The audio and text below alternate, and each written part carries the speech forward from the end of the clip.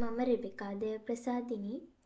අද මම පැහැදිලි කරන්න යන්නේ ස්කිල්ෂොප් වෙබ් ඇප්ලිකේෂන් එකේ සයින් අප් ප්‍රොසෙස් එක කොහොමද ප්‍රොසෙස් එක වෙන්නේ කොහොමද කියලා. මේ තියෙන්නේ සයින් අප් එක. මම මේකට ඩීටේල්ස් ඇතුළත් කරනවා.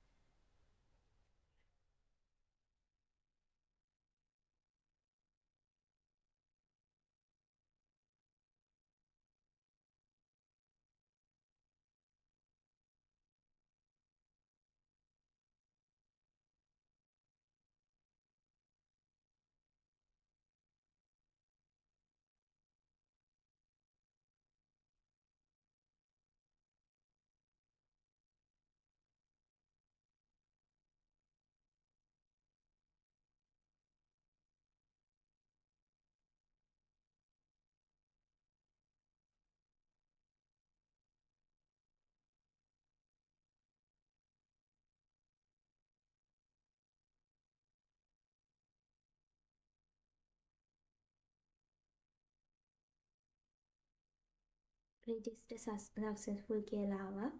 අපි බලමු දැන් මේකට ඩීටේල්ස් අඩුවෙන් හරි වැරදියට හරි ඇතුළත් කරලා කොයි වගේද පහලින් අපිට දෙන්නේ කමාන්ඩ්ස් කියලා.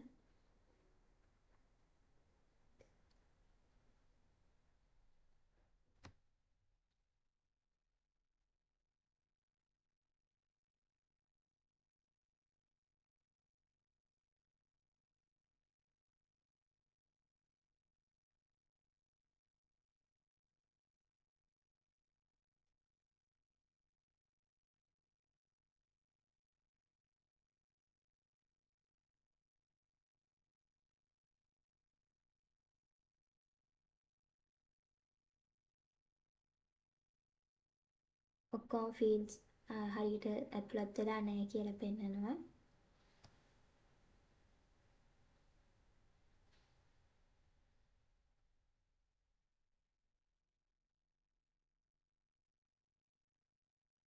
දැනුත් all fields are required කියලා දාලා තියෙනවා.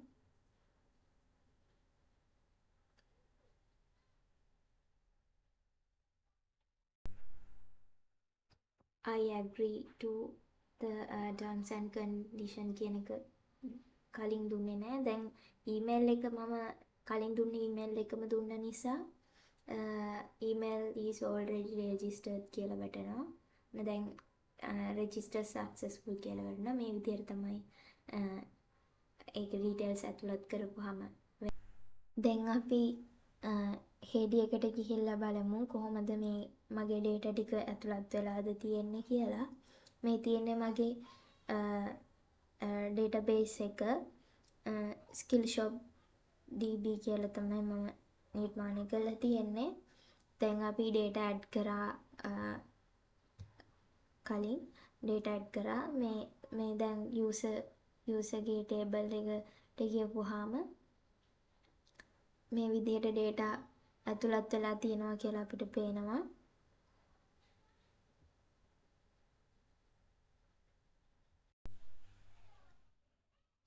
sign up process එක නිර්මාණය කරන්න මම මේ භාවිත කරලා තියෙනවා auth.js කියලා ෆයිල් එකකුයි create account process.php ෆයිල් එකයි connection.php ෆයිල් එකයි යූස් කරලා තියෙනවා. connection.php ෆයිල් එකෙන් තමයි database එක connect කරගන්නේ. මුලින්ම අපි auth.js එකට යමු. මේකේ ෆන්ක්ෂන් එකේ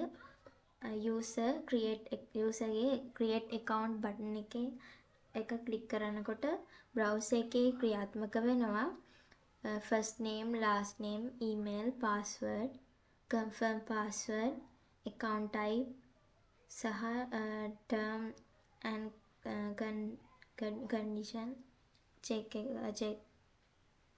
box එක value එක ගන්නවා document.getElement by id value එක භාවිත කරලා මේකේ values ලබා ගන්නවා. ඊට පස්සේ client side එකෙන් වැලිඩේෂන් කරනවා.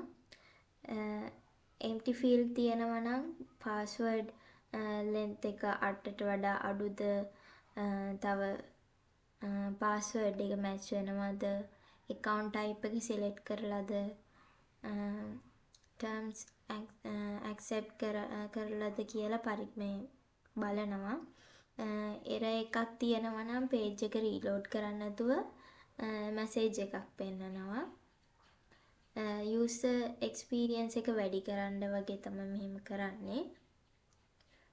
validation එක pass වුණොත් form data object එකෙන් create කරලා key values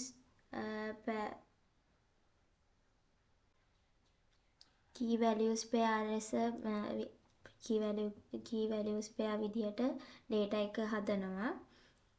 ඊට පස්සේ HTML HTTP request භාවිත කරලා post method එකෙන් තමයි මේ backend එකේ හැදෙන්නේ. post method එක හරහා තමයි create account.process කියන මගේ backend code එකට data යවන්නේ. මේක Ajax communication එකක් විදිහට තමයි යන්නේ. server එකේ response එක ලැබුණාම success වෙනවා නම් green color එකෙන් message එකක් පෙන්නනවා. මේ මිනිත්තු 2කට වගේ තප්පර 2 seconds වගේ පස්සේ තමයි page එක reload කරන්නේ. ඊට පස්සේ errors නම් server එක response message එකක් පෙන්නනවා. මෙහෙම error එකක් තියෙනවා කියලා. දැන් අපි බලමු create account process.php එක ගැන කොහොමද නිර්මාණය වෙලා තියෙන්නේ කියලා. මේ ෆයිල් එක සම්පූර්ණයෙන්ම post array එකකින් තමයි මේ JavaScript එක මගින් තමයි data යවන්නේ. JavaScript එකේ post method එකෙන්. ඊට පස්සේ ගත්තාම server side validation කරලා තියෙනවා. server side validation එක තමයි මේක වැදගත්ම. client side එකේ validation bypass කරලා email format එකෙන් filter භාවිතා කරලා මේ එක පරීක්ෂා කරනවා. password එකේ length එක ගත්තාම 8ත් 27 අතර තමයි තියෙන්න ඕන. එහෙම තියෙනවද කියලා පරීක්ෂා කරනවා. password එක match වෙනවද කියලාත් බලනවා. ඊට පස්සේ terms accept කළාද කියලාත් බලනවා. validation pass උනේ නැති වුණොත් password එක password hash භාවිත කරලා encrypt කරනවා. මේක security එක තමයි එතනින් වැදගත් බලන්නේ. කියන්නේ password එකයි confirm password එකයි හරියට මේ වෙනවද කියලා බලලා security එක තමයි බලන්නේ. validation pass උනේ නැත්නම් password hash භාවිත කරලා encrypt කරනවා. මේක ගත්තාම අර security එක ගැන තමයි වැදගත්ම දේ මේ password hash කරන එකෙන්. account type එකේ database එක තියෙනවද කියලා check කරනවා. email එකට කලින් register කරලාද email එක කලින් register කරලාද කියලා check කරනවා. email එක already exit වෙලා නම් error message එකක් දෙනවා. එහෙම නැත්නම් prepared statement එක භාවිත කරලා user table එකේ record එක insert කරනවා. ඊට පස්සේ user has account type table එකට මේ account type එක sign කරනවා. මේ ඔක්කොම හරි නම් success කියලා message එකක් return කරනවා. getConnection.php එක ගත්තාම මේක database එකේ operation centralize කරන database class එකක් තමයි නිර්මාණය කරලා තියෙන්නේ. getConnection method එකෙන්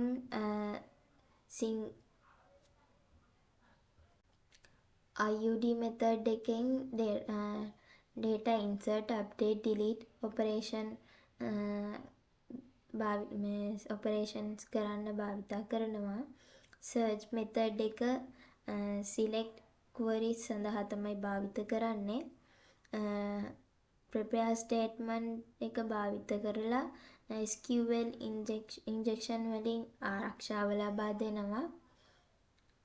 bind param භාවිත කරලා parameters secure එක ලෙස bind කරනවා. මේ front end එක user interaction එකයි validation එකයි පාලනය කරනවා. back end එක ගත්තාම security එක සහ data integrity එක පාලනය කරනවා. database එකේ structured සහ secure database communication එකක් ලබා දෙනවා. password hashing එකෙන්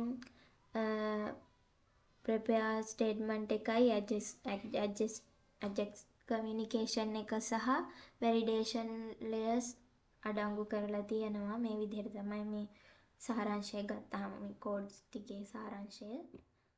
then